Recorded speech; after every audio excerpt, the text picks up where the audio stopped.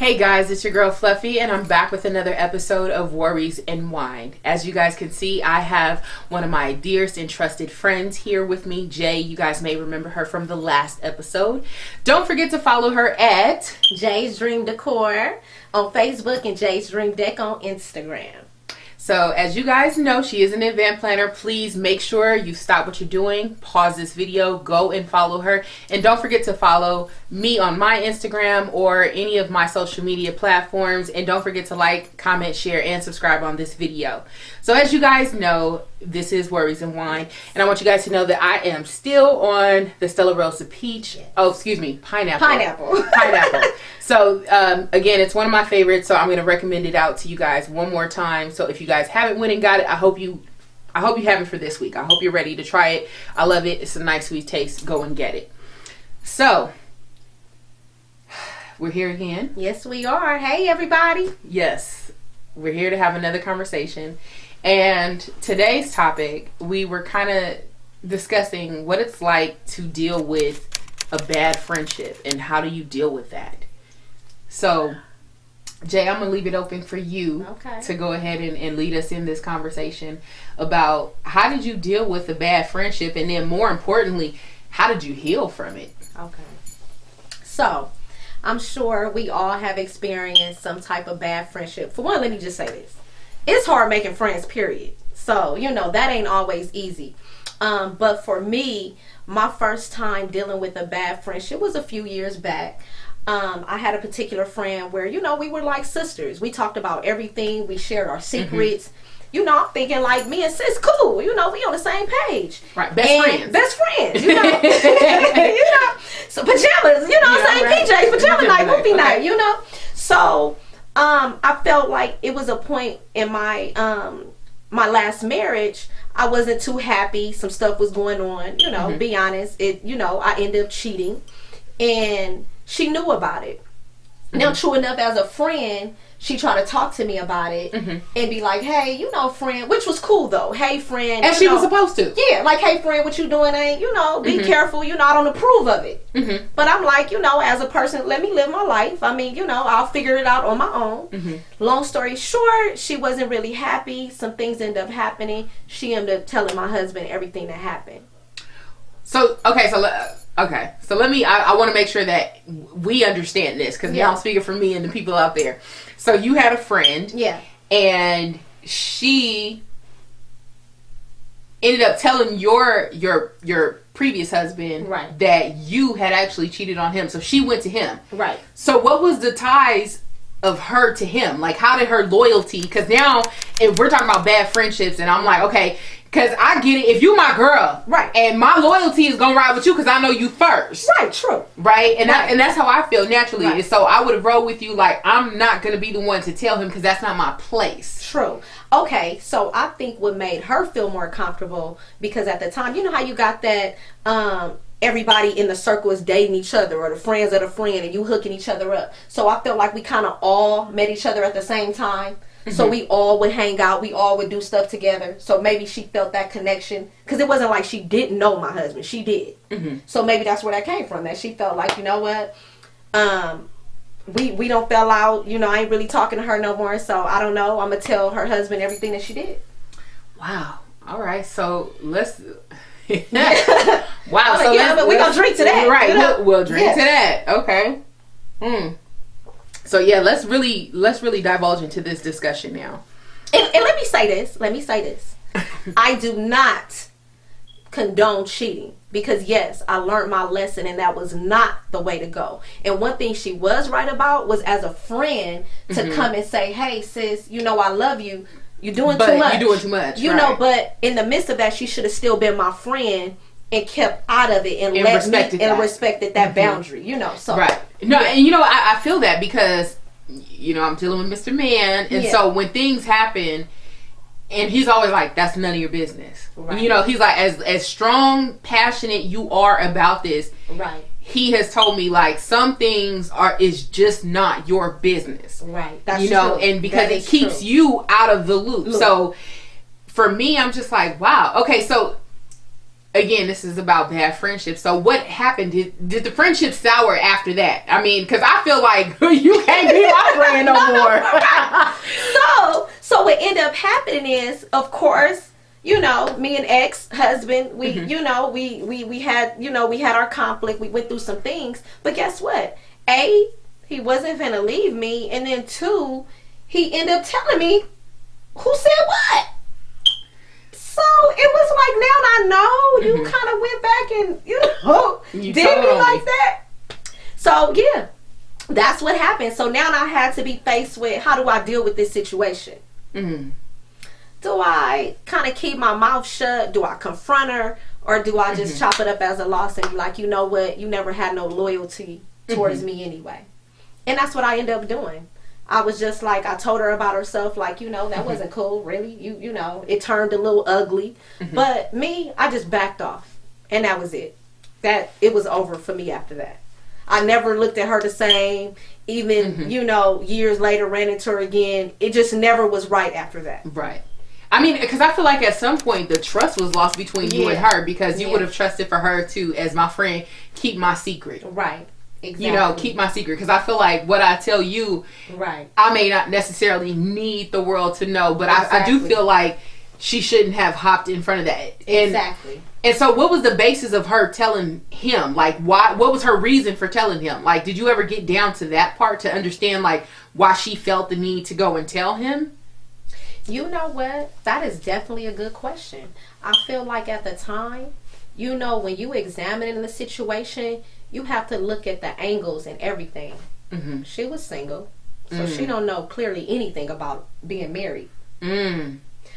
It was some judgment there, and then it was more like, maybe because she is cheating and she kind of living her best life, even though I wasn't living my best life, but to the outside looking in, she got a whole husband taking care of her. She got all this going on and she would cheat. Let me ruin that.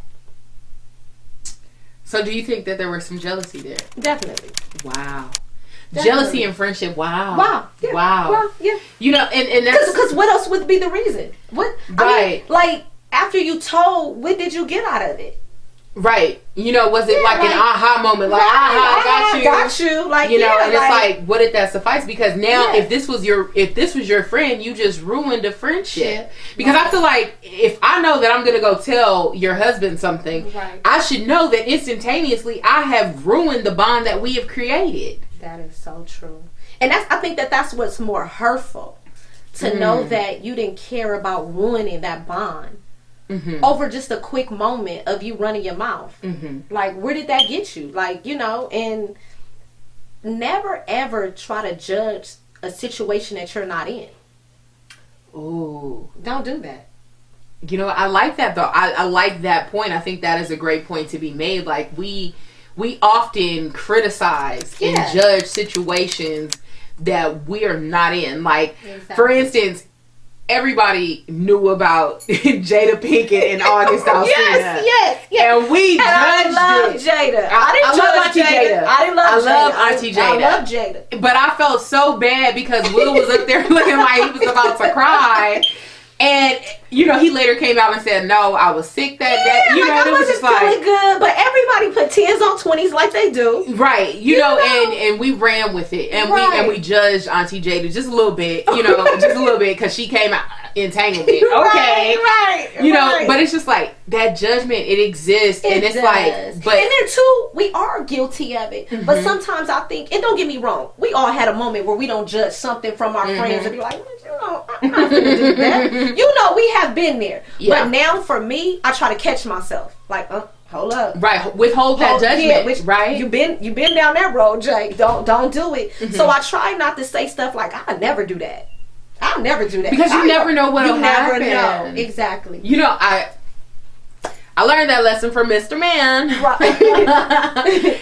And because, you know, I'll ask him a certain question and he always says, like, you know, I never know how to answer that. Right. Because I never know what's going to happen. I never know, you know, I don't want to say one thing and then it turn around and be something else. So I've learned that we can't withhold judgment. That's true. And I've learned that you don't got to pre-plan your judgment either. That you know, so like, true.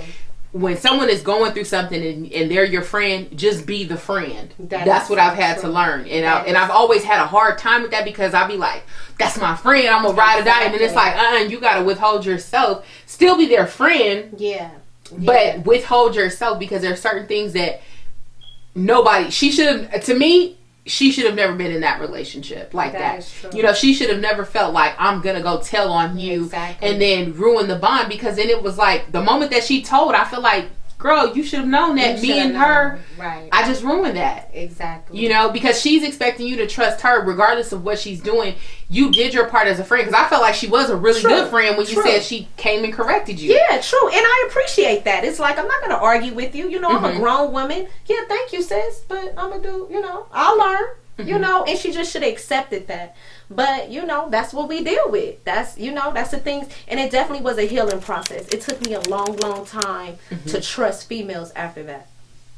Wow. Because I was going to ask you, so how did that affect you later on? Along trust issues now I gotta watch what I say. I can't really be myself.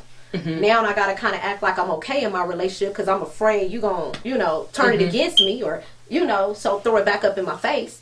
And, you know, it's difficult. That's why it's like a trauma. When you go through certain things, you gotta deal with that. You have to try to get through that and let the healing begin. So it definitely was hard, because I love this person, you know, like this was like a sister to me. So, you know, it was a big letdown. Yeah. Friendships can have letdowns, but so let me ask you this. So now that you are far removed from that situation, you have totally grown, you're in a whole new marriage. You know, life is much different from what it was from then, because you know, we didn't really talk about, like, you know, what that ex-husband did to that's another episode. That's a different episode for you to get to this point. So you know, if she came back to you now and she said, hey, I want to rekindle our friendship, how would you respond to that now? Because if you've gone through the healing process and you are like, I'm no longer passing judgment.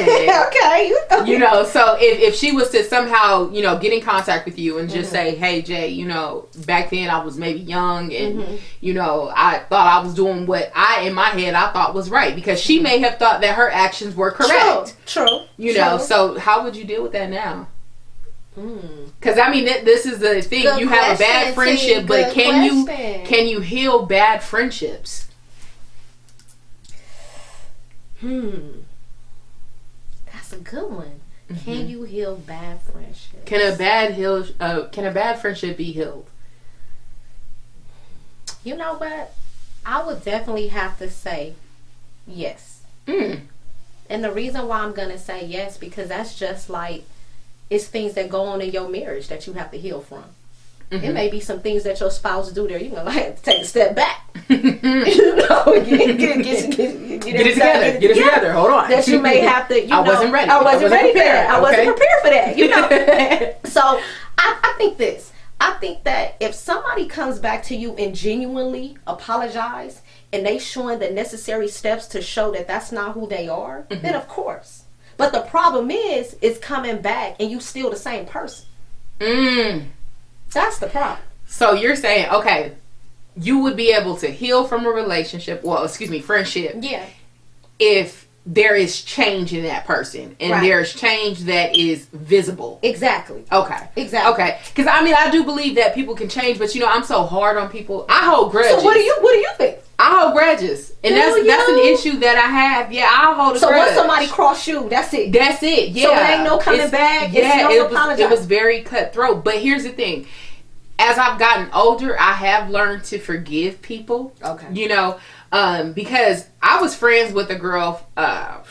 We became friends in like kindergarten. Wow. And what happened was we had a situation where she kind of lied on her sister's husband. Okay. And I did not like that. Okay. I didn't. It was a big argument. It was a big mess. I don't want to go too much into their family details. Okay. But it led me to believe that if you could lie to make yourself look better in a situation, and then lie on someone with a lie that could ruin their life. Wow. When I see you do that, and I'm like, that's your sister. That's your blood sister that you've done this to. That's deep.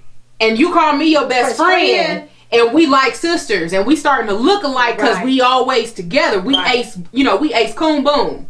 Right. And when I saw that, I just was like, I can't be friends with somebody like that. Yeah.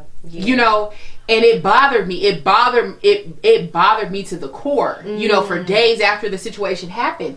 And here I was, how can you still go back and it just didn't sit right with me. Okay. So long story short, I ended up cutting her off. Okay. I ended up being bad, and I just never called her back. Okay. And that was that. And she knew I was upset. She knew that the friendship at that point was over.